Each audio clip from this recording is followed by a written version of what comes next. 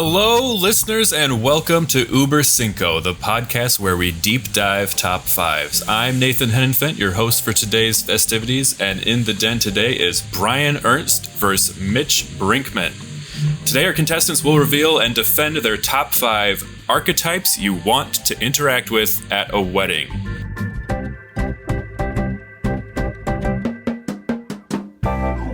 Also, Nathan, can I just jump in here just for 1 second? Yes. Too? I just want to say caveat here. I approach my list of sure, these might not be the best people, but these are the people where next week when you're standing over by Jim's desk, you're like, oh, Jim, do I have a story for you, pal? So that's just I just want to put that out there first. So. Okay, just so I don't sound like a devil. All right, Brian, was that similar to your approach? Yeah, the people who I want to see that are going to make it an interesting wedding, a memorable wedding. These are the folks that they want to only run into at mainly a non-family wedding. Right, just people you can paste into the album of your memory. You can always go back and revisit them, but they stay safely within the confines of that VFW. Absolutely. Okay.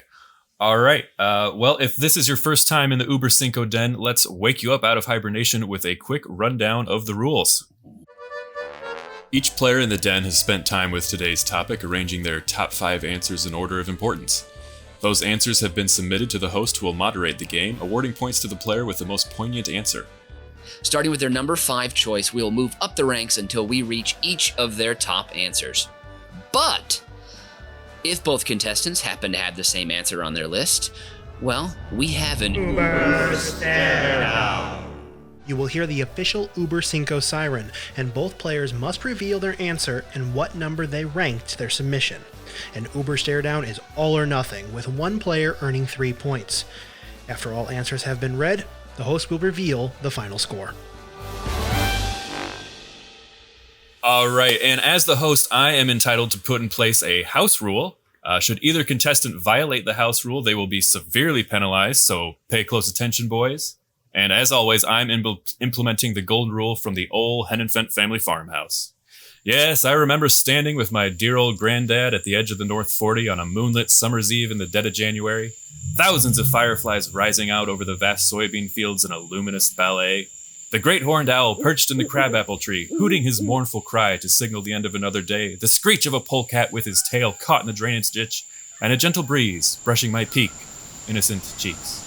Granddad would gaze up pensively at Orion's belt, amid a weary sigh, and say, "Nathan, my boy, I'm a fair man, and a just man, and even a fragrant man. But as long as you live under this roof, you must abide these words. If you step into the hog house and have to hold your nose, spread that shit in the garden where the sweet corn grows." All right, and as a reminder, don't forget to stick with us till the end of the show where I, Nathan Hennenfent, will give you my Fast 5 send-off while I will rattle off the definitive list of the top 5 tables. Tables. Wow. Whoa. There's so many choices. All right, well, let's get started. We're going to do the top 5 archetypes you want to interact with at a wedding. Number 5, Mitch Brinkman, you are up. Yeah, so, okay. Also, I just want to get off my chest, off the top here. I've been to a lot of weddings. I have between 45 and 60 cousins. I'm not sure on the exact number anymore. But so I have many cousins who have married young. And so at one point it was like two a summer at least. So, and also I've been to friends' weddings. So there are a lot of experiences to draw from. But the first one I'm going to mention, though, is the younger cousin who grew up to be cool. And this one is that younger cousin who most of your memories are of them as like 7 or 8. They're kind of annoying. But then you're at a wedding. You go outside for some air. They're smoking with their partner. And you go up and you're like, "Hey, can I bum a cig?" You're talking. Turns out their partner also smokes weed. And they're cool. And they like get your vibe. And sure enough, right away, everyone's like, "We should visit each other in our respective cities. Let's hang out." You're so excited because you're like, this cousin is cool now. And then you say, "Let me go get you guys some drinks." So you go back inside. You get their favorite drinks. You come back out. And poof, they're gone into the night sky like a ripe bud left in a bowl at a cheap tapestry convention. And then you find out this cousin is now cooler than you are. Oh, that's a tragic ending. I didn't know we were going to go. I thought this was going to be an uplifting story. Well, my first question here is, what is the standard age gap for this dynamic to happen? How much younger is the younger cousin?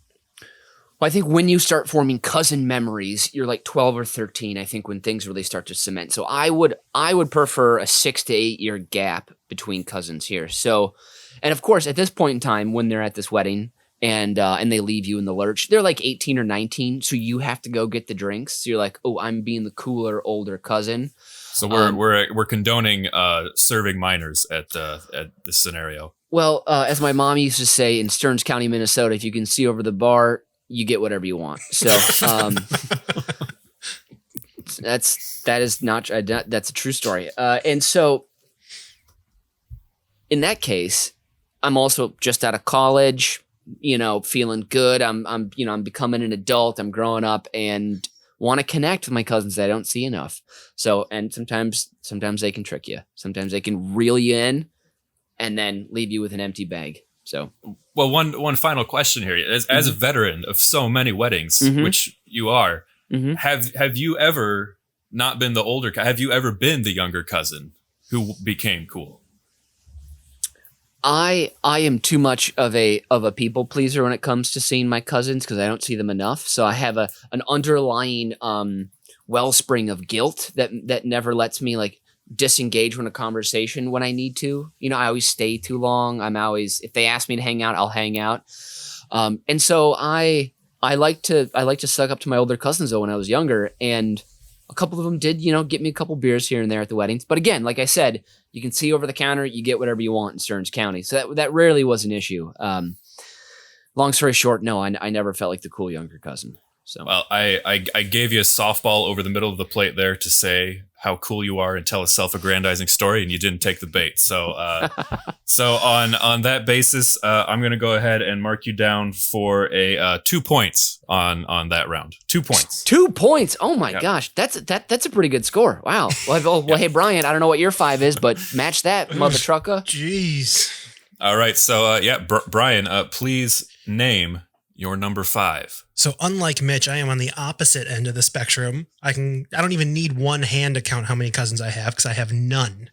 No first cousins whatsoever. So all of my experiences are usually from friend weddings. I've only been to 2 family weddings my entire life. So my number 5 is the over bubbly mother of the bride. This is the one that you Uber Staredown. Here we go.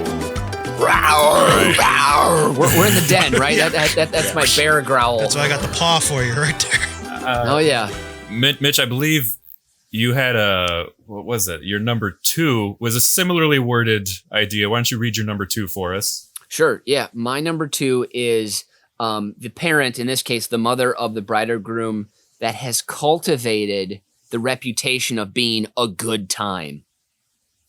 All right. Brian, as it is your turn, why don't you go first while we duke this out? Sounds good. So mine is based off of an actual experience I had where I was at the wedding of someone who had hired me in the past. So this was a friend that I made at work, never met the mother before, got to the wedding. And after the whole line procession was done, I was like, I'm going to introduce myself, do the nice thing, do the gentlemanly thing. And I went up and I was like, just want to introduce myself. Thank you, blah, blah, blah. She grabbed both my hands and she said, "Who are you? Tell me everything." And just looked me dead in my eyes. And I was like, you're into it. You know what you want. I'm Brian. Your daughter hired me. This is what she's like. I have heard everything about you. Thank you for coming today. Blah, blah, blah. And then my favorite part about this is usually look at the other spouse, and they're usually the exact opposite of this personality. So yeah, that's one of my favorite things. And then there's also a part of you that know they will probably forget everything that you've told them instantly. Yeah. They're either going to be hardcore remember it or they're going to forget it. But either way, it makes for a good time later on in the reception. Yeah, I like the little detail there of, I've heard everything about you, which they say after you've just told them everything about you. Exactly. I mean, it's Midwestern parents. You can't really, they kind of got to duke it out from both sides. Yeah. It like, does that make you feel worse or good when someone's like, who are you? And you tell them, and then they're like, oh, I know everything about you. And you're like, do you? Because you don't know what my face looks like. So I don't know. There is something rare, like as a human being, being able to see all the neurons fire as all the dots are connecting instantaneously before you. That's pretty entertaining. So it's very true. Now this archetype for me, normally, again, more often than not, a small town wedding. But this parent will go up to the open bar and then shout out, next round is on me, and turn around and do the like finger around in a circular motion as if they're opening their wallet to buy everyone shots when it's all free from the anyway. open bar. Yeah. And inevitably people know who they are. So they're like, oh, Big Gus is buying shots. And you're like, no, he's not. No, he's just ordering the shots. The bartender's doing all the work. And he's getting all the glory. But my favorite big personality, number one parent, like overshadows their child very easily. The mother of a man that my cousin married, she got up on the DJ stand, stopped the music like an hour and a half into dancing. So things have gotten going, like they're starting to progress from like the 60s up to the 70s at this point in the playlist. She stops the music, gets on the mic and says, I know everyone has been waiting for this the whole night. And I just want to tell you that, yes, I came through. And like 3/4 of the room starts like, yeah, just cheering. And me and other people who are not of the know are looking around like, what did you come through with? Like, is there about to be a big haul of what? Drugs? Like, what's going on? I mean, obviously not that, because like they don't do those kind of drugs, except for meth, in this area of this country. But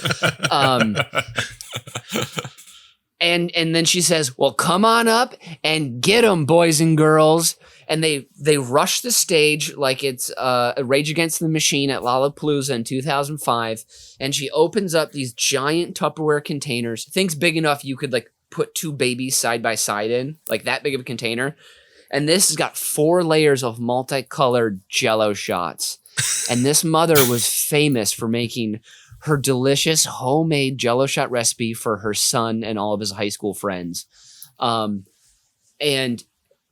she was the hit of the wedding. I don't remember anything except for her. I remember her dress. It was yellow. And I remember she looked comfortable in it. So I'm guessing she'd been to many weddings. She probably invited, was an honored guest at many occasions. And her Jell-O shots were incredible. And I had like 4 or 5 of them. So I was happy that she brought the children's coffins full of Jell-O booze. So I remember my first Jell-O shot experience. I cut my hand squeezing the plastic too hard. So your memories of Jell-O shots are a lot better than mine. All right. Well, for Brian, with that insight to the firing of the neurons, seeing somebody put together this story in their head of who you are, I'm going to award you for this round 2 points. Yes. And Mitch, for this just very beautifully illustrated and very familiar story about the mom with the Jell-O shots, I'm going to give you the maximum 3 points. Holy cow! Ding dong dang! That's a lot of points. I got some Thank catching you very up much. to do. Well, now here, Brian, I there's a reason why I put that archetype high on the list, because if you have one of those at a wedding, that is fuel. I mean, that is dumping a whole jar of Grandpa's good on a barrel fire. That thing's gonna roar. How come you didn't have it higher? It's true. There might be a flaw in the method of my building my 5-to-1 pyramid here, not putting the strongest one there. I'm not sure why I chose it so late, but I think I got a couple of here that might change your tune a bit. Okay. All right. Fair enough. All right. Well, let's move on to Brian's number 4 then. Brian, hit us with number 4. For number 4, I have the fun Russian. So this is that distant cousin that's the life of the party. You can, like we were talking before, you can insert any ethnicity for Russian, but this is the person that usually brings an accent to the wedding that is not normal for a Midwestern wedding. So immediately everyone's like, this is intriguing. Who is this person? Then they also are introducing you to new drinks. And if they are actually the fun Russian, they know everything that could be possibly mixed with vodka, and which vodka is the best. You need to know that. And then they also kind of take the pressure off being the life of the party. There's someone who's bigger, better, cooler, that's actually giving you fuel to have a good time, as opposed to that. And plus, they're a great dancer. They're doing that knee thing on the floor that I can't do because I got catcher's knees. I can't do that. And so imagine having somebody like that thrown into the mix of a bunch of other boring white people. It's going to be nice to have that in the mix. I think it's something especially important to remember. That weddings in the Midwest, they could be from Russia. They could be from South Africa, or they could be from Alabama, but all of them seem very exotic. So,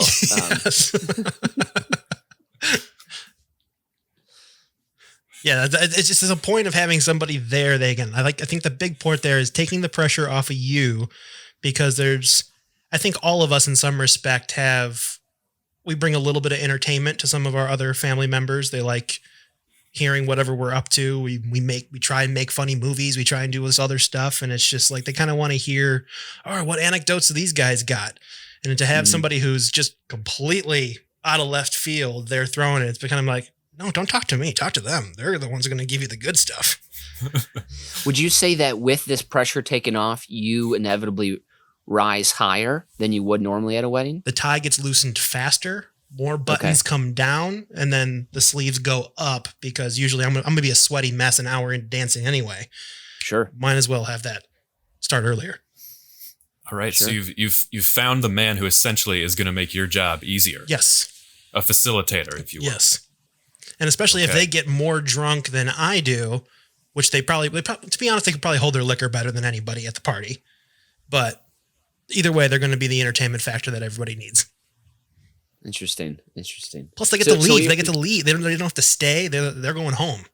Yeah. So they're there to really amp the level of the party, because they don't have to stay with the family members. They get to be like, I'm catching a plane. That's true. You only live for tonight, because tonight is all we have, which I think is a pop song that's been done 45 times in the past year. So,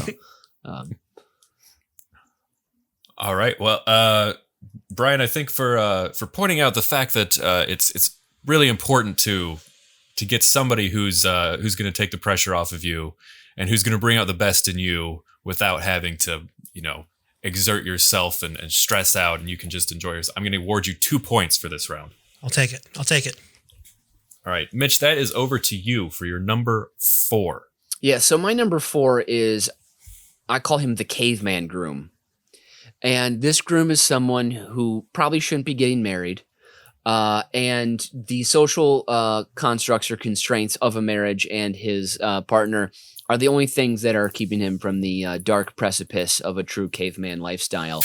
And that guilt that lies within those social constraints are the only things that are keeping him wearing full sleeves every single day, if you know what I mean. And this guy, you see him 2 hours past drunk at the wedding. His cheeks are fiery red. And he's just one of those guys. He's just got nothing to lose. He's like a bully in high school, home sucks. So he's here at school and he wants to make someone's life a living hell. And he's ready to call someone a queer. And you're just like, oh, God, just go away, please. Just leave us alone. Just drink your beers alone in the corner, please. We're all trying to have a good time.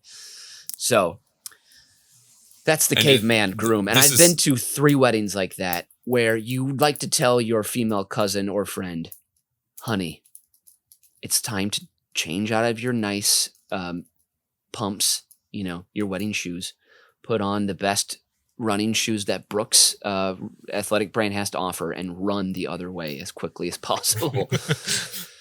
So of the 3 weddings you've been to that feature the caveman groom, what's the success ratio? Are there caveman divorces happening out there? One of them, they're having trouble. It's been on the rocks, but they continue to have children. So I think that will be the glue that binds them together till death. One of them, they got divorced not long after having triplets, after having a first child. So 4 kids. And then within months, he was like, sayonara, my poker nights fueled by kegs of Busch Light are more important than this family. I wish I wish I was joking. And so yeah. And then the third, they're muddling through. Yeah. I remember being at certain weddings. I hadn't thought of this label before, but I have seen this phenomenon. I remember a number of weddings where the first time I saw it, I've looked for it at every other one since.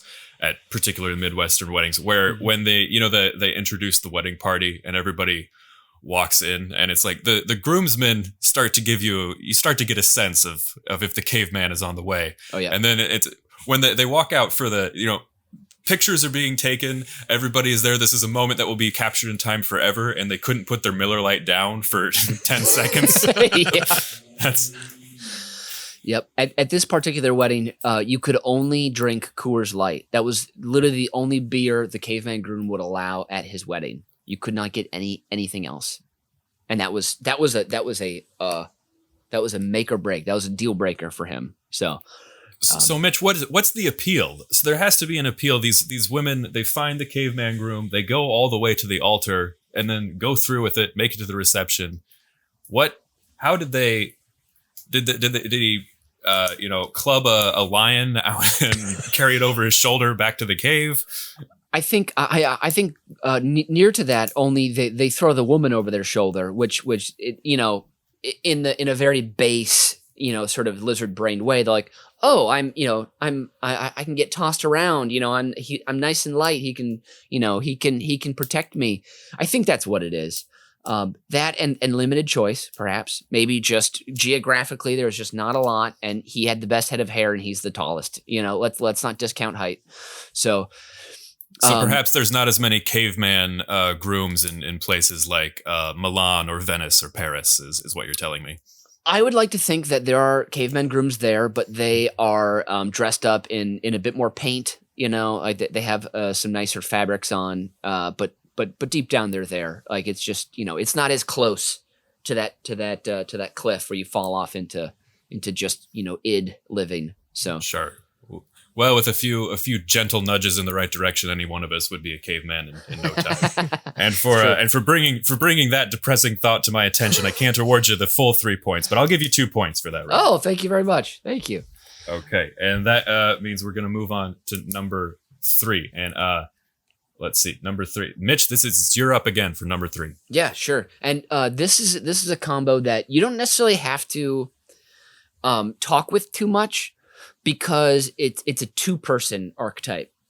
But hopefully you're just within their orbit at some point during the night. It's always the loudest male friend or the loudest male groomsman of the groom, obviously.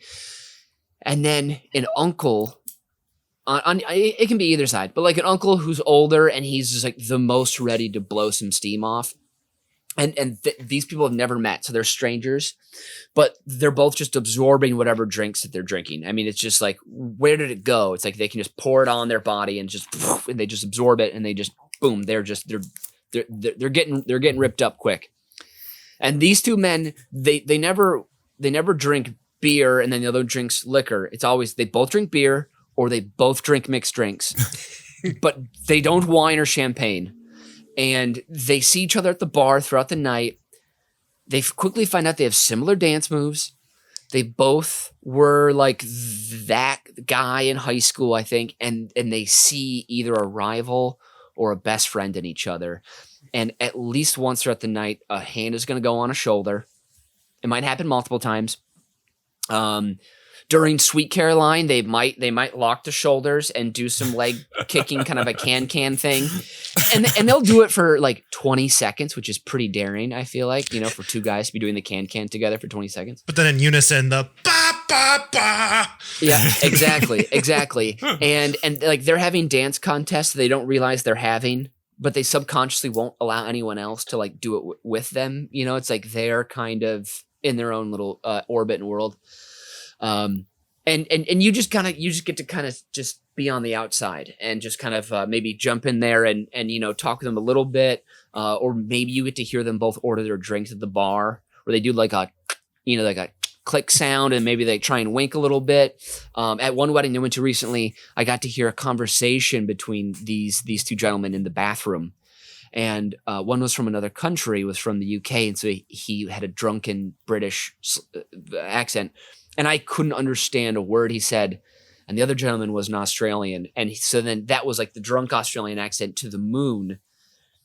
And I couldn't help but laugh to myself in the bathroom. They both looked at me, and they had been done going to the bathroom for 5 or 10 minutes and were just standing at the sink together, just talking. And I was the asshole for laughing, being like, "Guys, can I wash my hands here?" Their last moment is always back at the hotel, and they see each other in the hallway getting ice for one last nightcap, and they share like a weird, awkward bro shake or hug, and then they never speak to or see each other or contemplate each other ever again. Wow. And that's it. That's there's a certain poetic beauty in that. Absolutely.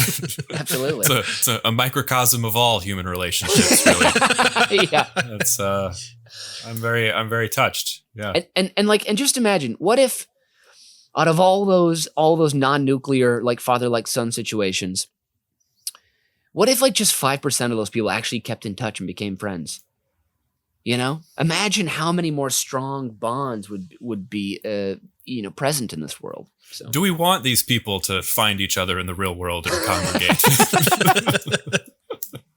I think it's bad enough when they're actually related and they stay together for their entire life in some way.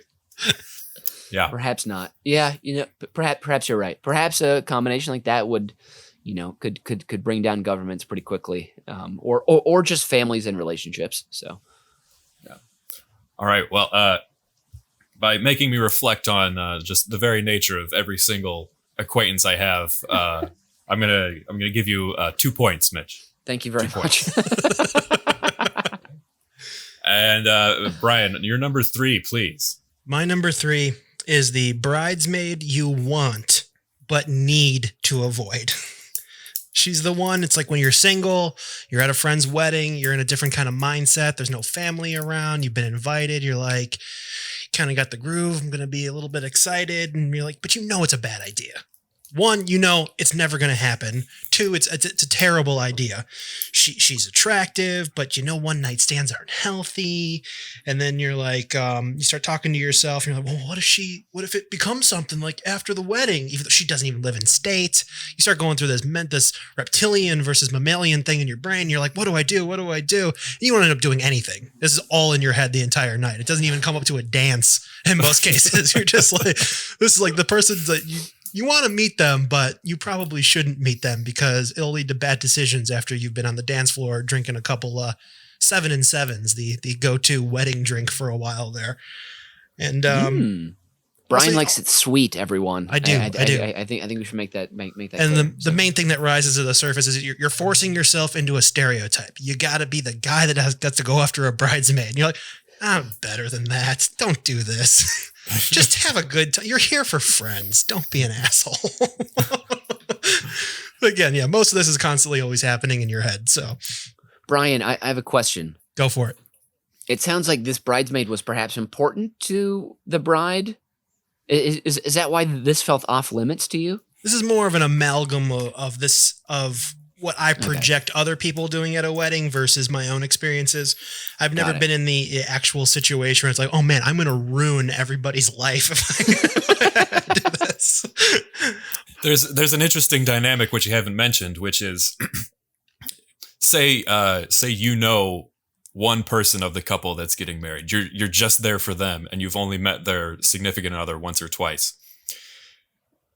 Bridesmaid or groomsman eligibility as a potential romantic fling changes very drastically on if they are a friend of the person you're friends with or the friend of a total stranger. Absolutely. How do you approach that? That's 2 very, very different, tricky dynamics. You've got to walk a fine line there. And I think the thing that's the one I leaned on the most as being my most important reason for why this is a poignant answer is just making it reflect on yourself by not becoming that stereotype is an important thing to reflect on. So can I just jump in here and make a thing?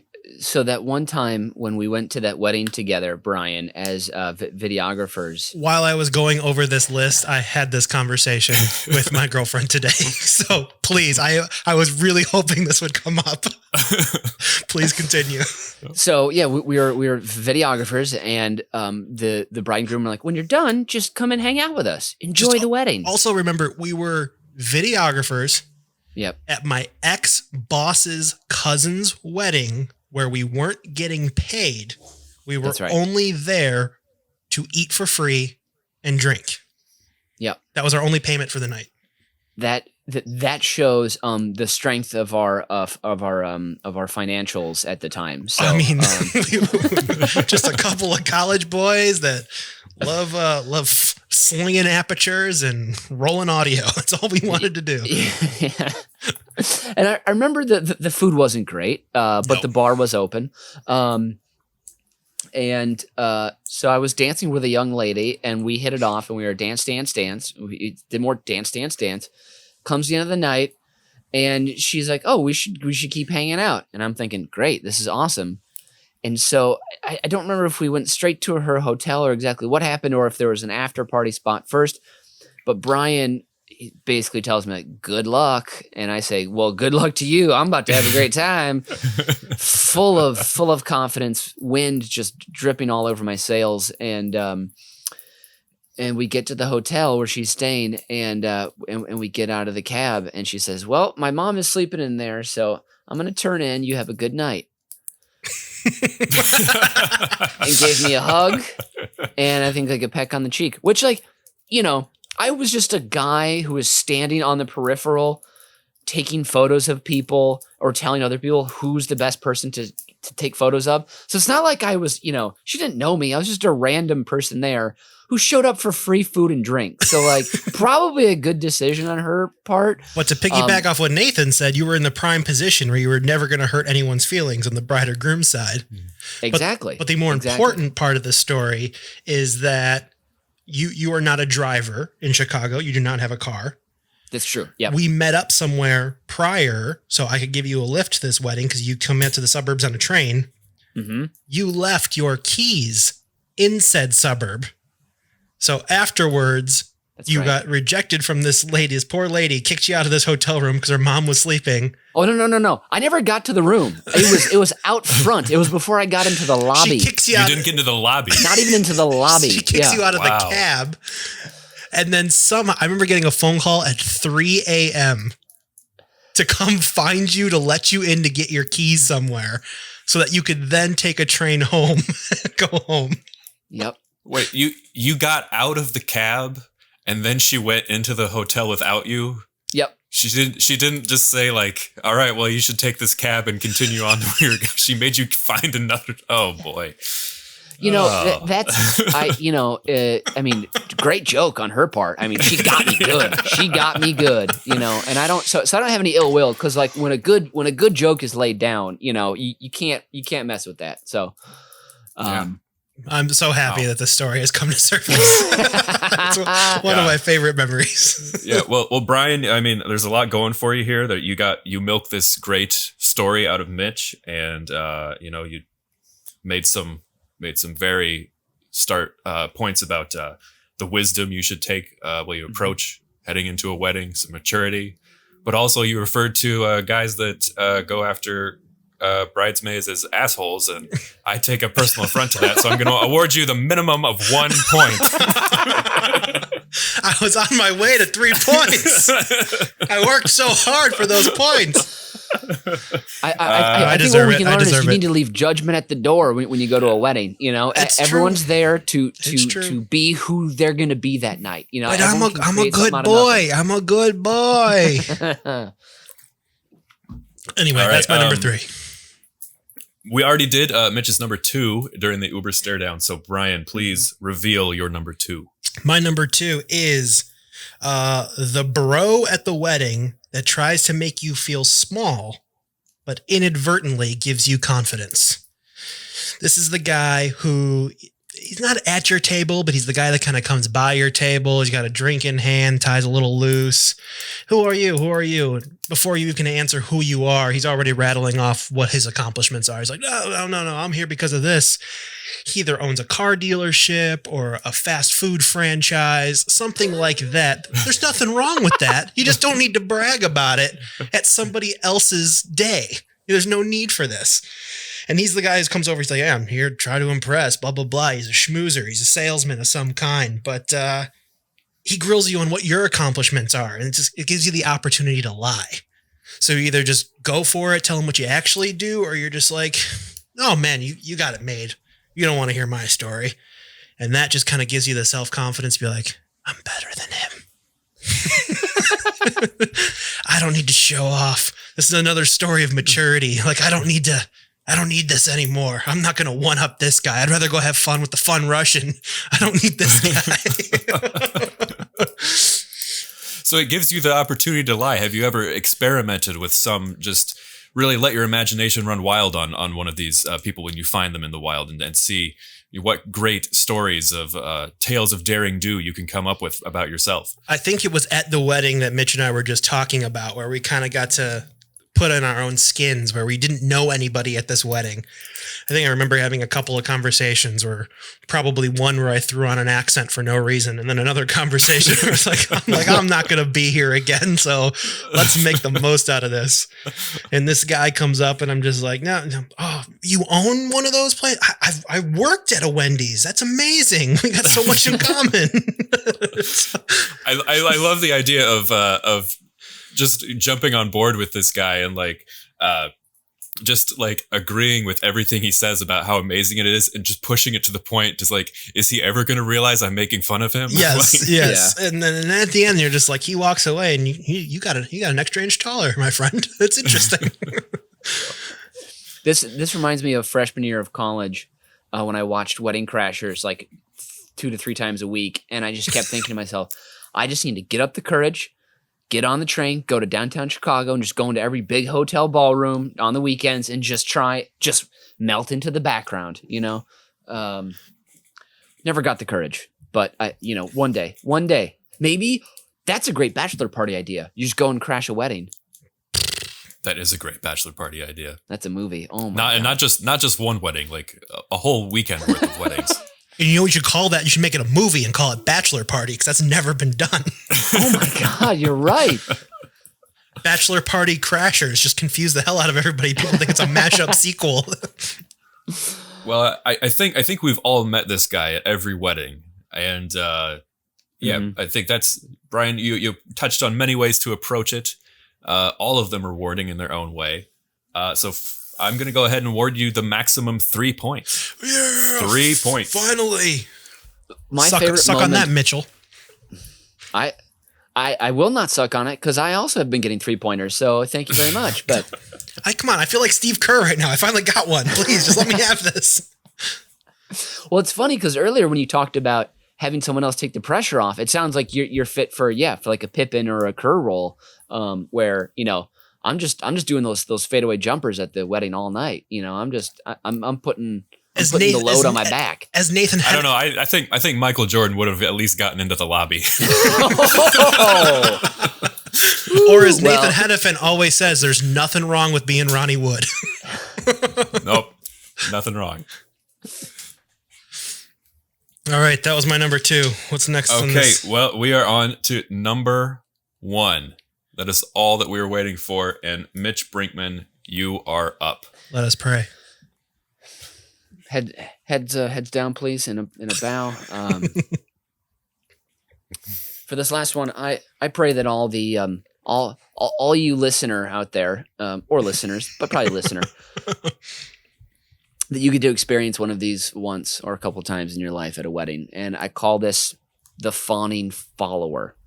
Now, this is a person who's a bridesmaid or groomsman based on what side of the aisle you're on, and they need a star to hitch their wagon to, kind of thing. So in my situation, normally it's like you're coming in from out of town somewhere, so you're kind of the alien in the situation, and they're a friend, but not the best friend of probably your cousin who's getting married, And so they feel a little bit out of the social circle because perhaps it's made up of like high school friends and they're like a college friend, or how the dynamic may change. Maybe they're high school and, you know, everyone else is college friends or something. And you just come in loose because you're like, you know, I'm a wild card here. I'm the X-Man here, if you will. And you say something off the bat and they're just like, whoa, this guy, what? Let me meet. Who are you? What's your name? And you're just like, I'm Derek. What's up? Hi. Good to meet you. And they're like, you are hilarious. And then you're like, oh, this is cool. I feel good about myself. I've got a friend. And then they ask like, hey, who wants a beer? And you're like, if you got Moosehead, I'll take one of those, in all seriousness. And they just like think that's hilarious. They're like, what? You didn't just say Bud Light. You said a different beer. This guy. And you're like, oh no. Okay. And then you're like, but then everything you say all of a sudden is the most hilarious thing. It's the most different thing possible. And then it gets annoying. And then you're like, okay, thanks. We'll call him Tony. Thanks, Tony. Appreciate, you know.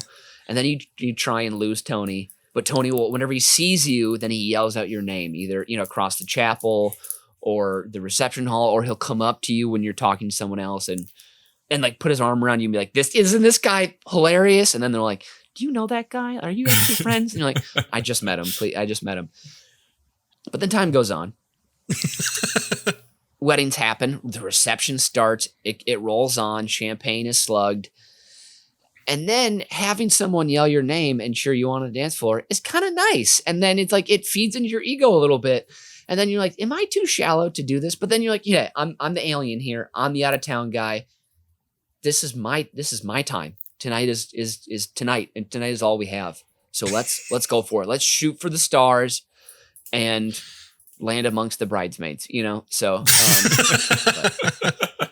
I think in my experience, this, the Fawning Follower, that they'll focus on you for a little while, and then they'll move on to somebody else and somebody else and somebody else. And then their grand plan at the end of the night is they want everybody to come out to like the late night bar for the after party. That's the long con they're trying to play. They're trying to keep everybody out till 4 a.m. Mm-hmm. So then after the bride and groom and the family members are all gone, they have now become the center of this social event. They're actually scouts or recruiters. They're not really guests. In my situation, it was all the groomsmen were like accountants and bankers and stuff. So they just, like, when they'd sit around, they'd be like, hey, so like, did you see the Twins game? And they're like, yeah, cool. Yeah, man, they won. They did win. Oh. So then, you know, when you're coming in with a little different flavor, just anything tastes good to them. So, and I got greedy right away. You know, I got a big head off the bat, which wasn't smart. It wasn't good. And it ended up at the end of the night, I was standing in a circle smoking, which I always smoke at weddings. I shouldn't. I'm not a smoker, but I get to that point where I'm like, a cigarette sounds good. But then you say it now and you're like, oh, gross. But at the end of the night, my cousin and this guy and the groomsmen were it was like a circle of spitting. They were just spitting into the circle on the ground because everyone was so drunk and smoking and didn't give a shit. So sometimes it doesn't lead to the, you know, sometimes it can come back to bite you in the butt a little bit. But if you've never spit with a group of men onto the ground, it's like cathartic at first. Like, it feels freeing, to be honest. I can picture the caveman groom coming and out spitting all the rest of them. Exactly. Thank you, Nathan. Yeah. Well, that was beautifully, my softball for you. So yeah, that was letting me tie that into a previous. That's what in the industry they call a callback. And for letting me have a nice callback, I'm going to award you the full 3 points for round 5. 3 points. I told you I was a people pleaser, so here I am pleasing people. All right, Brian, it's over to you for your number 1. Your number 1 archetype you want to interact with at a wedding. The couple assigned to your table that gets your twisted sense of humor. Especially if you're at a non-family wedding, you don't know necessarily who's going to be at your table. There's nothing worse than having a boring table. You're stuck with these people through the worst part of the wedding. Everybody coming, the procession of people coming in, the initial dances, like it's nice Terrible. and sweet for the family, but it's like for you, it's like I don't want any part of this. Let's get to the fun part where I can go get whatever I want. The food's nice, but like I want a drink, I want this. You got to have good camaraderie with all the people that are sitting around you. And if you don't have that, what's the point? So you're building up rapport with them. Not only are you hoping that, especially if they're not friends of the family as well, you can start making fun of some of the people that you're seeing, some people watching, some visual stuff that you're seeing to be great. Plus, you can be able to trust these people. You're going to be leaving your jacket at the table. You're going to be leaving probably other things on. Make sure you got some people looking after you while you're out there getting a little rowdy on the dance floor a little bit later. You got to build this trust up. I didn't even think about that aspect, but you're totally right. And, Right? at a wedding where there's a lot of strangers, there's not a giant family, that could absolutely be a problem. I didn't even think about that. Horrible. Is there a better feeling in the world than like you don't even think about it? You've had one too many Moscow mules, and you're like heading towards maybe the Uber or the the elevator, wherever it takes you next to in the night, and then Carl from table 42 just kind of sidles up to you real quietly and hands you your jacket like, "Hey buddy, you forgot this," and then he just disappears into the night, and you're like, "Oh man, that's that guy. That is the mensch." That guy. Yeah. Like, Carl, he worked in marketing or plastics. I don't remember, but Carl, yeah, wow. And then he left his card in my jacket pocket. That was so smooth. Man, I'm going to give Carl a call. He might be one of the relationships that I actually keep after this wedding. Thank you, smooth Carl. Wow. And his wife Jean, who's just real nice. She's just there, and she's the one snickering. Like after you said something really weird under your breath, she's like, "Oh my god, I can't believe you said that." And you're like, "That's nice. Okay, I'm in." It's always so much more rewarding in that situation when they're like 10 to 15 years older than you. Yes. Mm-hmm. Yes. And you feel like you've been welcomed in to the circle of trust. Mm-hmm. Yes. Who are you again? Oh, we got to remember him. He's good. He's good. Also, it's a great feeling knowing that your friends who are getting married sat you with the good people. That's a great point. Because they had the pick of literally they could have sat you next to their cousin with one tooth. They could have sat you next to the divorced cougar who's just gonna stop at nothing to it's yeah. When they could have done any of that, but they put you next to Carl and Jean. When they had the choice between the woodchuck and the cougar, and they put you with Jean and Carl, we're in good shape. All right. Well, that really warmed my heart, Brian. So I'm going to award you the maximum 3 points for that answer. I appreciate it. Thank you, sir. Yeah. And just before I tally up the final scores here, there are a couple that we didn't hit on that I thought you might have gone for. That's the over prayer. When an elderly, usually male relative has been assigned to say grace beforehand, and it just it's a good point. We stuck pretty much on reception. We kind of stayed away from the ceremony there, but yeah. Yeah. And then there's the crying best man or maid of honor speech that again goes on and on and on. And then my these are all negative ones, but my favorite, which I've never seen in person, but God willing I will one day, is the couple who gets engaged at the reception. Is there anything worse? I've seen some videos on YouTube. The faces of everybody else involved. It's the most priceless thing. It's not your day. The sheer audacity. All right.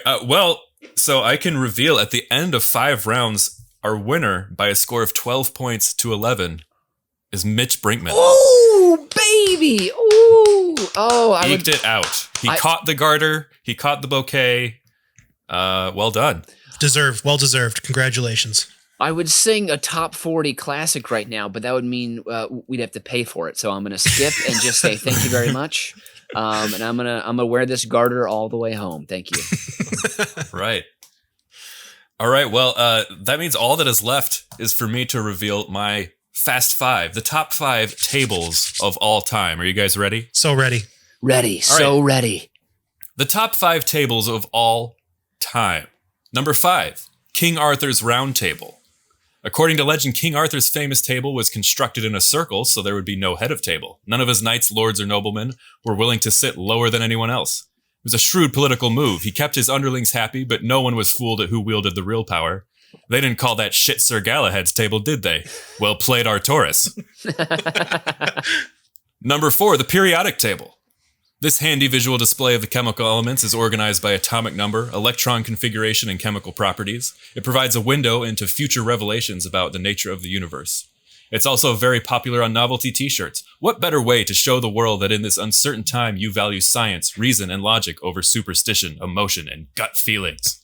It's also a great indicator that you won't be fun to talk to at parties. Number 3, the card table. This lightweight, foldable table is usually found in your grandmother's garage or in the basement, shoved behind the deep freeze. It makes its way to the living room on Thanksgiving Day, where it serves as the kids' table. Years go by and you can't wait to graduate to the big oak dining room adult table, but after a few years of discussing mortgage rates, politics, and the latest flare-up of Aunt Susan's gout, you'll be taking your pumpkin pie straight back to old wobbly legs. Now, Brian, I don't know if you've had the elation of being asked to move up from the card table to the big table, but it's a big moment. It really is. I know again, larger families, more cousins, but it's a big deal. It's a big deal. I can more relate to discovering the card table in the basement, but I know exactly where that is. Number 2, the roulette table. Okay, let's see. 33, that was my basketball number in high school. My niece's birthdays, and we're due for a 0, surely. Haven't hit red in 8 spins, so rest on red. Okay, come on, baby. Old Uncle Nathan's 3 months behind in rent. Come on. Oh, it bounced out. Oh, shit. And finally,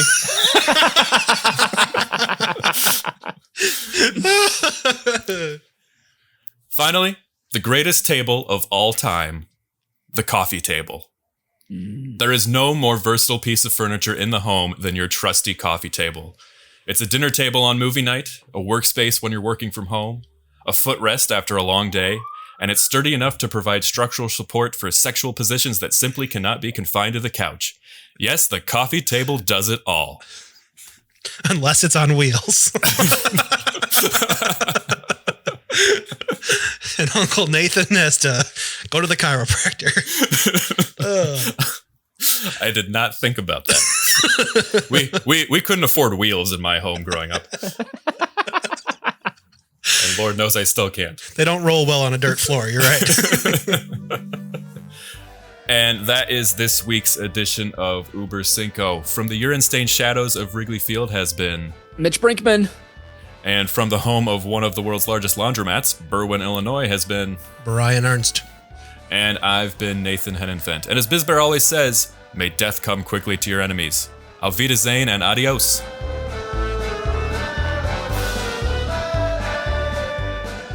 You've just listened to Uber Cinco, a production of UBK Studios. Subscribe to the show on Apple Podcasts, Spotify, Stitcher, or wherever you get your fine podcasts from. If you like what you hear and want to support the show, please visit our Patreon site at patreon.com/UBK Studios.